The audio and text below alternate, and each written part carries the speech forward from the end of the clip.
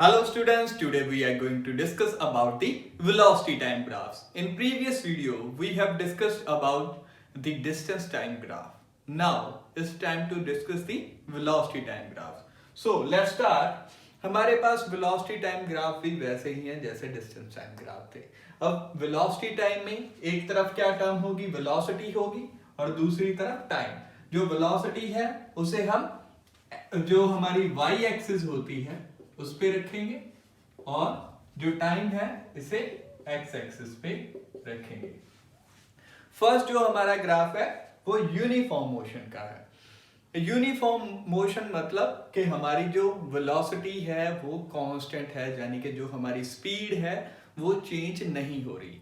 हम इसमें क्या लेके चलेंगे कि ऑब्जेक्ट जो है स्ट्रेट लाइन में मूव कर रहा है. जब भी ऑब्जेक्ट स्ट्रेट लाइन मोशन करता है तो उसका डिस्टेंस और डिस्प्लेसमेंट इक्वल होते हैं. तो इसमें हम स्पीड या वेलोसिटी दोनों में से कोई भी शब्द यूज कर सकते हैं.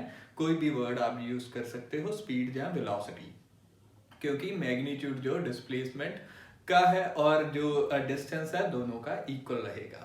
सो यहाँ पे ये कांस्टेंट वेलोसिटी होगी जब यूनिफॉर्म मोशन का क्या मतलब होता है, equal distance in equal interval of time.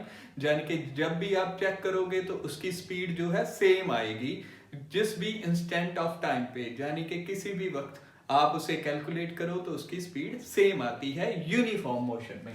ये यूनिफॉर्म मोशन का ग्राफ है वेलोसिटी टाइम ग्राफ, क्योंकि इसे नोट करना जरूरी है. डिस्टेंस टाइम ग्राफ भी ऐसा होता है बट वो उसमें बॉडी रेस्ट पे होती है. तो यहाँ पे बॉडी क्या है, मूव कर रही है, उसकी कोई वेलोसिटी है यानी कि उसकी कोई स्पीड है. यानी कि ये बॉडी क्या है 40 मीटर पर सेकंड से मूव कर रही है और ये वेलोसिटी उसकी फिक्स है. आप 1 घंटे बाद देखो तब भी उतनी है. और सॉरी, यहाँ पे मैंने किलोमीटर पर आवर में लिया था तो ये किलोमीटर.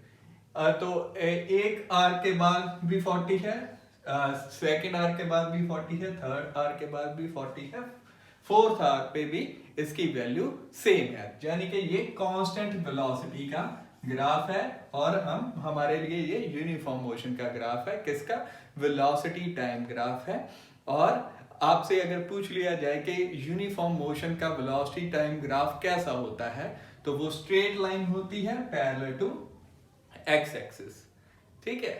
इसके बाद हमारे पास जो ये ग्राफ है इसका जो एरिया होता है, area under the velocity time graph gives us the distance और मैग्नीट्यूड ऑफ डिस्प्लेसमेंट. क्योंकि डिस्टेंस और मैग्नीट्यूड ऑफ डिस्प्लेसमेंट सेम होते हैं, आप कोई भी वर्ड यूज कर सकते हैं.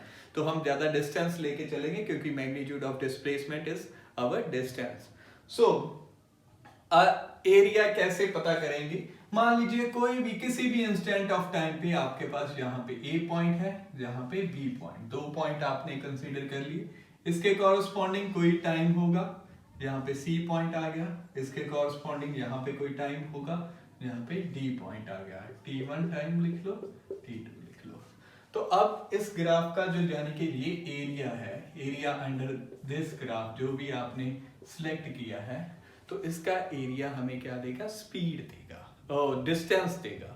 क्योंकि हमारे पास ये क्या बचती है, तो ये इधर स्पीड है और इधर टाइम है. जब हमारे पास स्पीड का क्या फॉर्मूला होता है, डिस्टेंस अपॉन टाइम, और हमारे पास डिस्टेंस का क्या फॉर्मूला बन जाएगा इससे, ये इस तरफ है तो स्पीड मल्टीप्लाई बाय. ठीक है. तो हमारे पास जो भी डिस्टेंस है, यानी कि डिस्टेंस क्या होगा, equal to area of A B C D, ये हमारा डिस्टेंस आएगा. अब area of A B C D क्या आएगा, it is a kind of rectangle. Area of rectangle क्या होता है, इसकी ये साइड जो है ए सी है, लेंथ इनटू ब्रेड्थ ये सी डी है. अब इस तरफ क्या है हमारे पास, वेलोसिटी है, यानी कि हमारे पास क्या आएगा, डिस्टेंस इज इक्वल टू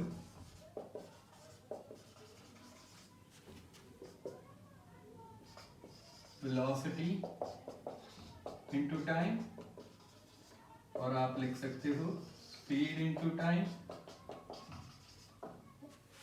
और यही हमारे पास AC इंटू CD है, और ये किसके इक्वल है, एरिया ऑफ ABCD। ये हमारे पास डिस्टेंस निकलेगा। Area under the velocity time graph gives us the distance. ये आपकी बुक में क्वेश्चन भी है कि क्या एरिया अंडर द ग्राफ हमें क्या देता है, तो ये हमें डिस्टेंस देता है। तो ये हमारा था यूनिफॉर्म मोशन के लिए। अब इसके बाद हम डिस्कस करते हैं सेकंड ग्राफ। ये हमारी यूनिफॉर्म एक्सेलरेशन है, इसे कंफ्यूज नहीं करना यूनिफॉर्म मोशन से, क्योंकि यूनिफॉर्म एक्सेलरेशन में क्या होती है, स्पीड चेंज होती है। कैसे चेंज होती है, इक्वल, ठीक है, इक्वल अमाउंट से चेंज होती है in equal interval of time में। तो change in velocity will be equal in equal interval of time, यानी कि यहाँ पे चेंज हो रही है। तो आप देख लीजिए, पहले यहाँ पे 5 सेकंड में क्या थी, 10 किलोमीटर पर आवर थी, फिर जो 10 सेकंड में 20 किलोमीटर पर आवर होगी, 15 तो 30 होगी, ऐसे करके इंक्रीज कर रही है, और यूनिफॉर्मली यानी कि इक्वल अमाउंट से कर रही है। तो इसमें भी क्या है, एरिया अंडर दी ग्राफ हमें डिस्टेंस देगा। कोई भी इंस्टेंट ऑफ टाइम ले लीजिए, यानी कि ये ले लिया यहाँ पे, और इधर कोई भी इसे ले लेते हैं। तो हमारे पास A पॉइंट आ गया, B पॉइंट आ गया, C, T, E पॉइंट आ गया। तो एरिया अंडर द ग्राफ यानी कि ये वाला एरिया लेंगे, तो ये एरिया हमें डिस्टेंस देगा।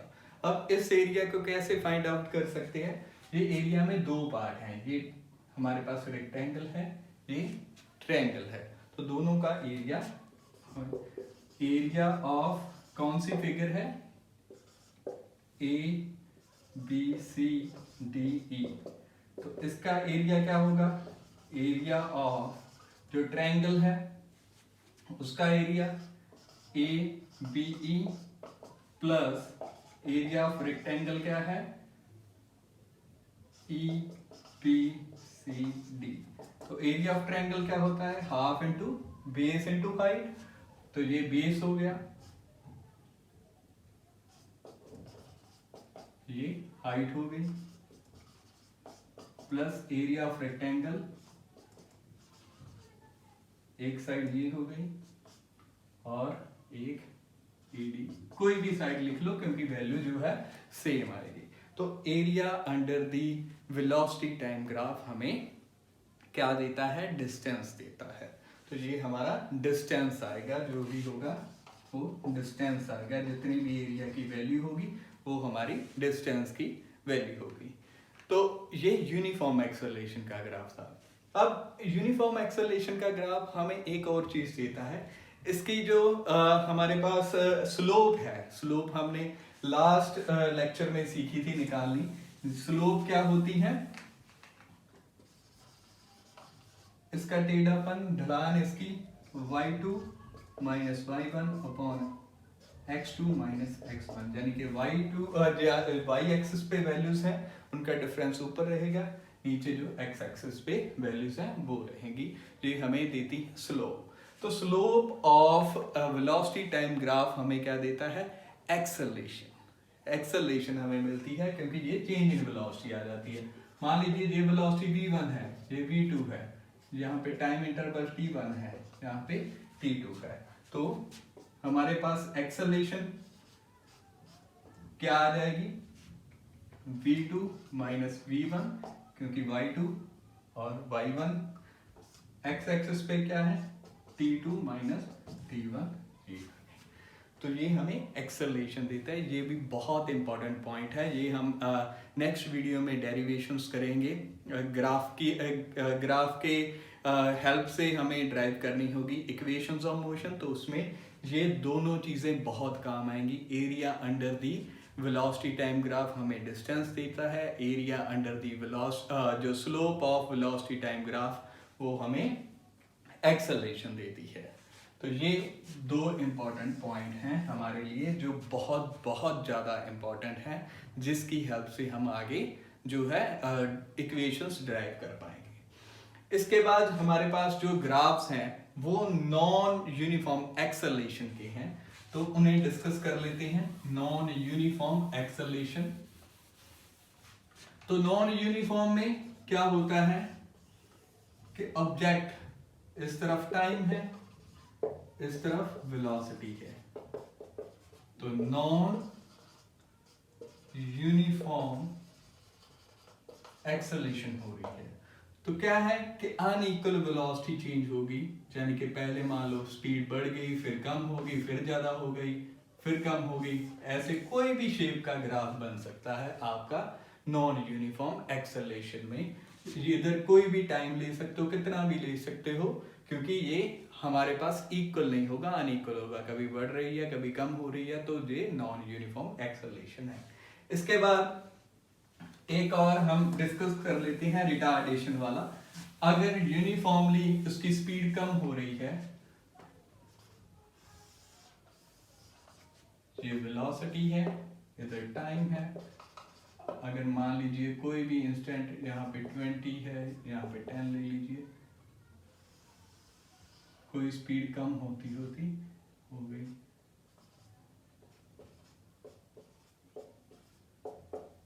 तो ये हमारे पास रिटार्डेशन हो रही है। ठीक है, जिसे डी एक्सेलरेशन या डिसेलरेशन बोलते हैं, तो ये रिटार्डेशन है हमारे पास। इसका ग्राफ है, यानी कि नेगेटिव एक्सेलरेशन है, इसमें वेलोसिटी डिक्रीज हो रही है विद रिस्पेक्ट टू टाइम, यानी कि आप ब्रेक सप्लाई कर रहे हो, आप धीरे धीरे स्पीड कम हो रही है और लास्ट में आके बॉडी जो है स्टॉप हो जाती है। तो ये हमारे पास ग्राफ थे, पर हमारे पास जो यूनिफॉर्म मोशन और यूनिफॉर्म एक्सेलरेशन स्पेशली वो ग्राफ बहुत इंपॉर्टेंट है, उसी की हेल्प से हम इक्वेशंस ऑफ मोशन जो है ड्राइव करते हैं। कल हम कोशिश करेंगे नेक्स्ट वीडियो में इक्वेशंस ऑफ मोशन ड्राइव करने की। Thank you.